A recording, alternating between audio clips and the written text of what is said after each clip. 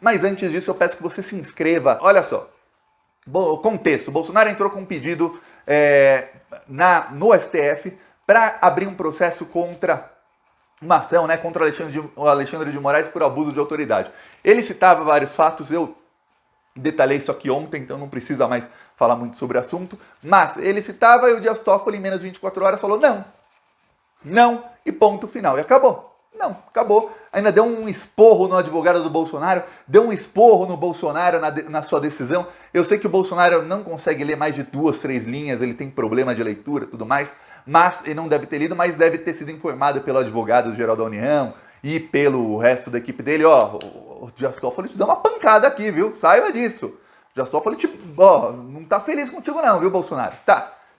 Aí o Bolsonaro falou, pô, peraí, eu fui humilhado só pelo Dias Toffoli, que era meu amigo até um ano atrás? Não. Vou ser humilhado também pelo meu indicado aqui, pelo Augusto Aras. Aí o Bolsonaro pediu a opinião, você pode no processo pedir o parecer da Procuradoria, então ele mais ou menos recorreu, você não pode recorrer à Procuradoria, mas ele pedindo o parecer da Procuradoria quase como se tivesse recorrido. Aí o que acontece é o seguinte, a PGR está com 2 processos importantíssimos aí nas suas mãos. Um é o indulto ao Daniel Silveira. Bolsonaro deu indulto ao Daniel Silveira e o STF sempre pede o parecer da Procuradoria-Geral da União sobre isso. Ok. Aí, o outro é esse sobre o abuso de autoridade do Alexandre de Moraes. O que acontece é o seguinte, os ministros do STF disseram que o indulto ao Daniel Silveira, eles não ligam muito. O Daniel Silveira está respondendo a vários processos, vai ser condenado em outros processos e ele vai acabar preso. Esse indulto não muda absolutamente nada. Inclusive, foi bom o indulto. Alguns ministros do STF que estão irritados com o Bolsonaro veem que esse indulto ao Daniel Silveira foi bom. Foi uma coisa boa. Primeiro porque isso desmascarou o golpismo do Bolsonaro frente a muita gente. Mas segundo, porque o STF viu que tinha uma estratégia que estava errada. A estratégia do Alexandre estava errada. Ele ia acabar com as investigações e com os processos antes da eleição. E aí o que acontece? O Bolsonaro ia usar o seu poder de presidente para tentar livrar a cara de todo mundo.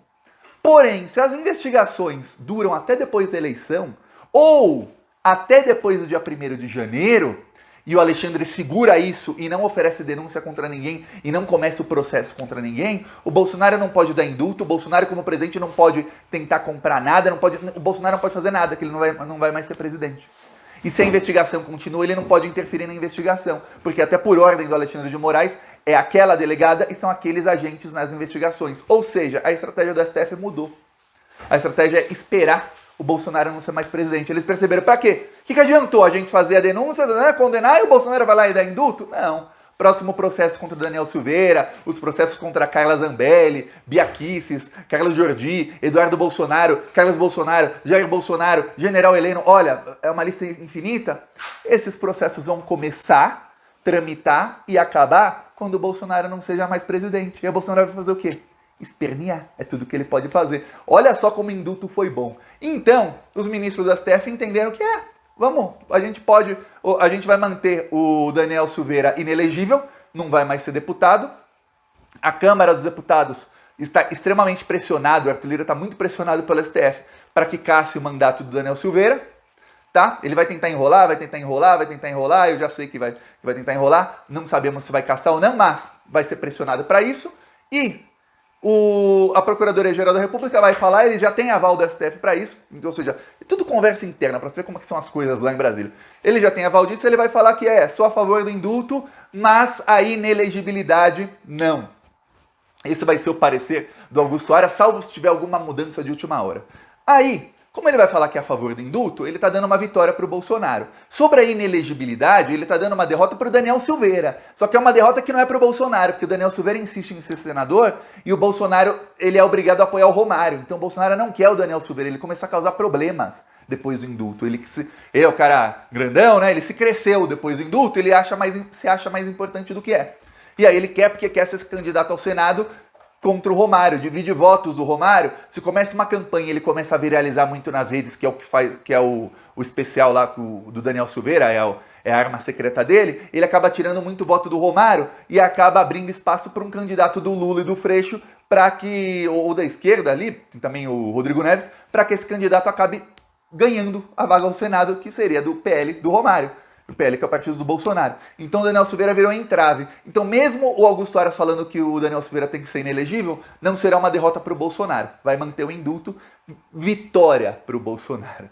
Uma vitória que abriu os olhos do STF, que mudou a tática. E agora a tática não tem como o Bolsonaro escapar. Tá, enquanto isso, o Augusto Aras vai ter que também... Ele planeja fazer isso os dois no mesmo dia ou em dias consecutivos.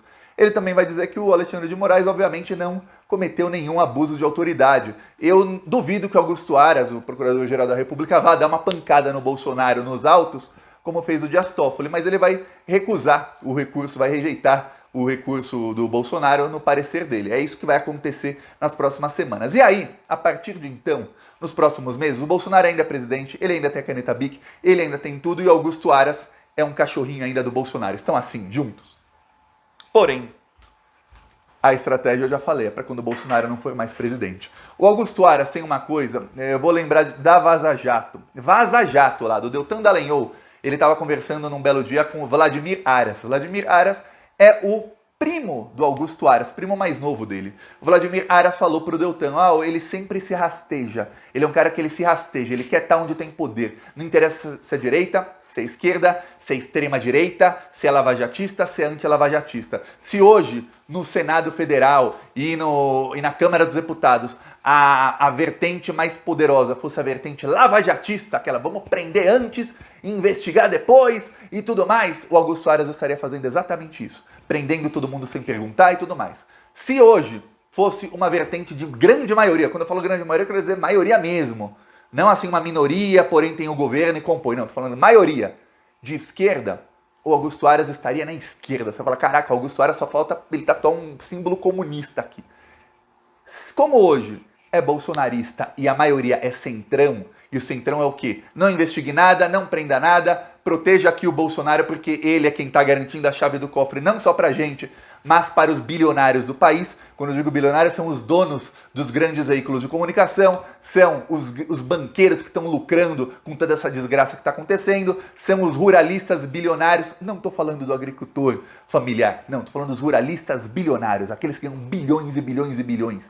Esses aí estão lucrando no suor do povo, esses aí estão lucrando quando a Petrobras diz, olha, vamos aqui distribuir 100 bilhões em dividendos. Esses são os que estão ganhando alguns bilhões desses dividendos. Esses é que estão comprando hoje ações da Eletrobras para ganhar também bilhões em dividendos. E a gente, nós aqui otários, pagando mais nos combustíveis, pagando mais nos alimentos, pagando mais na carne, pagando mais na conta de luz. E o Bolsonaro representa esse pessoal, além de representar o Centrão. Então o Centrão deixa o Bolsonaro lá e o Augusto Aras está do lado deles. A partir do momento em que o Bolsonaro não for mais o representante deles, porque não será mais o presidente, sabe o que vai acontecer com o Augusto Aras? Ele vai se adaptar como ele fez centenas de vezes na carreira dele no Ministério Público. O novo presidente é o Lula. A vertente no STF e no Congresso Nacional é uma vertente de punir o Bolsonaro e punir a extrema-direita. Sabe o que vai fazer o Augusto Aras? Realmente, a gente tem que punir Bolsonaro, extrema-direita e todo mundo que atentou contra a democracia. E aí você vai ver até os aliados de hoje do Bolsonaro dizendo, não se pode atentar contra a democracia! E aí, prenda-se todos eles, porque o Bolsonaro vai ser descartado como o que ele é, um lixo. Embaixo aqui do vídeo tem um botão Seja Membro, no primeiro comentário deixa Pix, PicPay, também deixa as minhas outras redes sociais. Falou!